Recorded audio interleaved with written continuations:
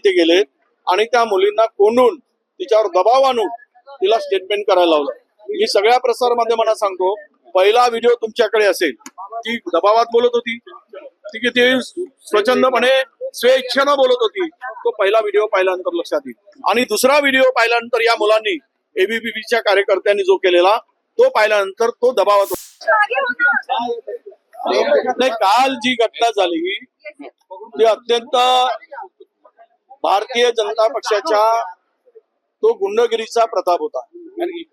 ते राहुल गांधींना घाबरवण्यासाठी, राहुल गांधींचा कार्यक्रम होऊ नये, काँग्रेसच्या कार्यकर्ते युथ काँग्रेसला घाबरवण्यासाठी, अरे राहुल आणि हा कार्यक्रमाला गालबोट लावण्यासाठी त्यांनी हे रचलेलं षडयंत्र होतं.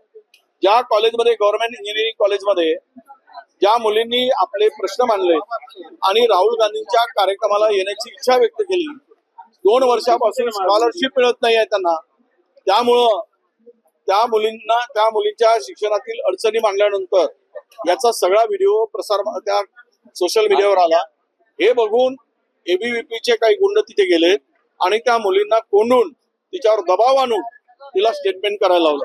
मी सगळ्या प्रसार माध्यमांना सांगतो, पहिला व्हिडिओ तुमच्याकडे असेल. ती दबावात बोलत होती, ती किती स्वच्छंदपणे स्वेच्छेनं बोलत होती, तो पहिला व्हिडिओ पाहिल्यानंतर लक्षात येईल. आणि दुसरा व्हिडिओ पाहिल्यानंतर या मुलांनी एबीव्हीपीच्या कार्यकर्त्यांनी जो केलेला तो पाहिल्यानंतर तो दबावात होता का नाही हे दिसून पडेल.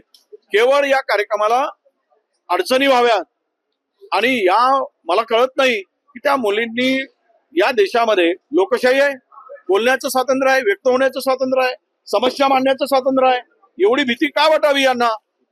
का भीतीपोटी त्या मुलींना त्यांनी टार्चर केलं आणि डांबून ठेवल्यानंतर आमच्या कार्यकर्त्यांना माहीत झाल्यामुळे तिला प्रोटेक्शनसाठी, प्रोटेक्ट करायसाठी गेले.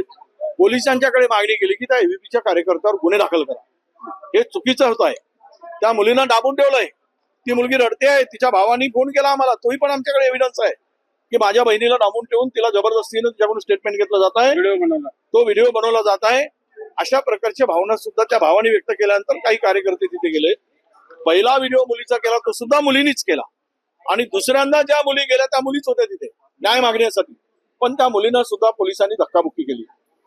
महिला पोलीस नव्हत्या आणि त्या तिथला डीवायएसपी किंवा हे होतं, त्यांनी सुद्धा आमच्या तिथल्या मुलांना मारहाण केली, त्यामध्ये जखमी झाले. ही सगळी घटना माहीत झाल्यावर मी गेलो तिथे आणि मी शांत करून या सगळ्यांना तिथून बाहेर काढायचा प्रयत्न केला. तोपर्यंत गेटवर एबीव्हीपीचे आणि भाजपाचे काही गुंड येऊन तिकडे त्या गेटला धक्काबुक्की करत होता आणि यातून मोठा उद्रेक होईल अशा प्रकारची परिस्थिती तिकडे निर्माण झाली. आम्ही पोलिसांना सांगितलं, मी आम्हाला गेटमधून आता कार्यक्रम आहे, आम्हाला बाहेर जायचं आहे. त्यामुळे त्यामध्ये पोलिसांची भूमिका ही खरं म्हणजे आमच्या कार्यकर्त्यांनी त्यांच्यावर गुन्हे दाखल करा, ज्यांनी या मुलीला दबाव टाकला आहे एबीव्हीपीच्या कार्यकर्त्यावर, हीच आमची मागणी होती. उलट तिथे कुणालाही आमच्या लोकांनी मारहाण केली नाही, कुणालाही धक्काबुक्की केली नाही, कुणालाही शिवीगाळ केली नाही. एक तरी व्हिडिओ दाखवा पोलिसांनी, एक तरी की आमच्या लोकांनी कुणाला, पोलिसांना शिवीगाळ केली, त्या एबीव्हीपीच्या कार्यकर्त्यांना मारहाण केली, पण आमच्यावरच गुन्हे दाखल केले, आमच्या कार्यकर्त्यावर गुन्हे दाखल केले. अरे कुठे फिराल हे पाप? हे जे इतका सत्तेचा दुरुपयोग चाललाय, सत्तेची मस्ती चालली आहे आणि पोलिसांचा वापर करून विरोधकांनाच आवाज दाबण्याचं जे काम चाललंय, मला वाटतं ठीक आहे आम्ही न्यायालयात लढू, किती काळ तुम्ही आमचा आवाज दाबणार, पण सत्य कधी लपत नाही हे लक्षात घेतलं पाहिजे. या लोकांनी जो प्रकार तिथे केला तो घाबरून, राहुलजी येत आहेत त्यामुळे यांच्या पायाखालची वाळू घसरल्यामुळं युथ ज्या पद्धतीनं राहुलजीशी कनेक्ट होत आहे, राहुलजी युवकांचे, विद्यार्थ्यांचे प्रश्न घेऊन या देशात उभे झालेत. हा जो पूर्ण जेनजी हा राहुलजीच्या पाठीमागे जात असताना यांना भीती वाटली, यांना राहुलजीची भीती वाटत आहे, त्यामुळे त्यांनी हा प्रकार घडवून आणला असा आमचा स्पष्ट आरोप आहे. वंदे मातरमचं आयोजन करण्यात आलेलं आहे भाजपकडून, बरोबर त्याच वेळेला संध्याकाळी 47च्या पूर्वी यांना वंदे मातरम माहित तरी होतं का भाजपाल्यांनी? RSS ला कधी झेंडा तरी घेतला काय तिरंगा हातात? कधी वंदे मातरम तरी म्हटलं काय? हा स्वातंत्र्याचा एकजुटीचा गीत होता वंदे मातरम. या मातीला वंदन करायचं. ते 2 कडवे त्यावेळेस त्यांनी रवींद्रनाथ टागोर, श्री सुभाषचंद्र बोस, जवाहरलाल नेहरू यांनी ते फायनल केलेलं होतं वंदे मातरमचे ते 2 गीत. त्यानंतर एडिशनल यांनी आता सत्ता आल्यानंतर जोडले. ज्या वेळेस हे 2 कडवे शेवटचे का नव्हते तर यामध्ये थोड्या धार्मिकता होती, कारण सर्वांना घेऊन, सर्व जाती धर्माला घेऊन ही लढाई लढायची होती, त्यामुळे ते दोन कळवे वगळले होते. पण हे धर्मांध लोक सत्तेवर आल्यानंतर यांना धार्मिक भावनाच खराब करायच्या आहेत, धार्मिक भावनेशी खेळूनच सत्ता मिळवायची आहे, म्हणून ते दोन जोडले.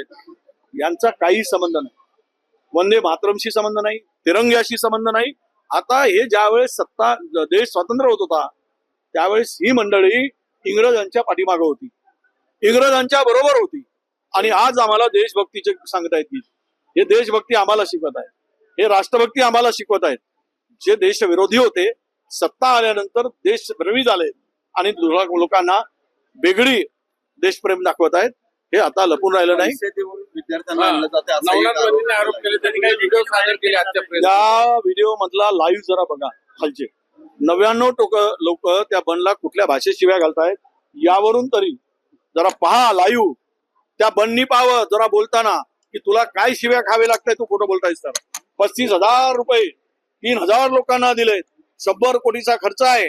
देश लुटणारे, देशाला बर्बाद करणारे तुम्ही. तुमच्या खात्यामध्ये जे बँकेत जमा झालेले पैसे तुम्ही पाहताय. तुम्ही जो महाराष्ट्र लुटलाय, देश लुटलाय, 40-50 टक्क्यावर कमिशन खाणारी तुम्ही, आणि तुम्ही आमच्यावर खोटे आरोप टाकून, खोटे आरोप लावून मूर्ख बनवण्याचं काम करताय. इथे आलेल्या मुलांना, सगळ्या प्रेस माझी विनंती आहे, तुम्ही आलेल्या सगळ्यांना विचारा कोणी पैसे दिले, कोणी पैसे घेऊन तुम्ही आलात का, विचारा त्या मुलींना, विचारा त्या विद्यार्थ्यांना. म्हणजे या बंदच्या तोंडात त्यावेळेस काय कोंबायचं हे शब्द मला बोलता येत नाही, पण ते विद्यार्थीच कोंबतील. त्याच्या तोंडात काय कोंबायचंय. भुजबळांनी एक खंत व्यक्त केली, म्हणे विकासाला जात नसते पण निवडणूक आल्या का जात बघितली जाते. ओबीसी नेते आहेत आपल्याला माहिती आहे, पण सातत्याने ते मराठा ओबीसी वादातलं त्याने विधान केलं. नाही असं आहे, मी कोणाच्या विरुद्ध नाही. आम्ही भावना आहे, आमच्या वाट्याचं आम्हाला मिळालं पाहिजे, ते आमची भूमिका आहे. राहुलजींची सुद्धा तीच भूमिका आहे, जिसकी जितनी संख्या भारी उसकी इतनी हुस्सेदारी भागीदारी. हेच तत्व आहे. म्हणजे ओबीसी कसला आहे, काय देताय ओबीसीला. एक साधा तुम्हाला ओबीसीचा स्वतंत्र जात न्याय जनगणना करणं होत नाही, तुम्ही ओबीसीचा कलम घातला नाही, ओबीसीची संख्याच करणार नाही, तुम्ही काय ओबीसीला देणार. काय केलंय ओबीसीसाठी नरेंद्र मोदीजींनी, कोणते दिवे लावले. तर देवेंद्र फडणवीसांनी ओबीसीसाठी कोणते निर्णय घेतलेत हे सांगावं. ओबीसी मंत्रालय केलं. अरे हे स्कॉलरशिप तर विलासराव देशमुखापासून मिळत होती, ते काय लपून राहिलं नाही. महाज्योती तर कागदावर होती, मी मंत्री झाल्यानंतर महाज्योती आम्ही आणली, त्यालाही ते पैसे देत नाहीत लोकसंख्येनुसार. सगळ्यांना जेवढे देतात तेवढे ओबीसीला देतात. म्हणून भुजबळांच्या मंड्याला काहीसा तथ्य आहे की जात न पाहता राजकारणात त्याचं मेरिट पाहिलं पाहिजे, त्याचं काम पाहिलं पाहिजे. दुर्दैवानं ते भुजबळ साहेब म्हणत असेल त्याला काही तथ्य असेल.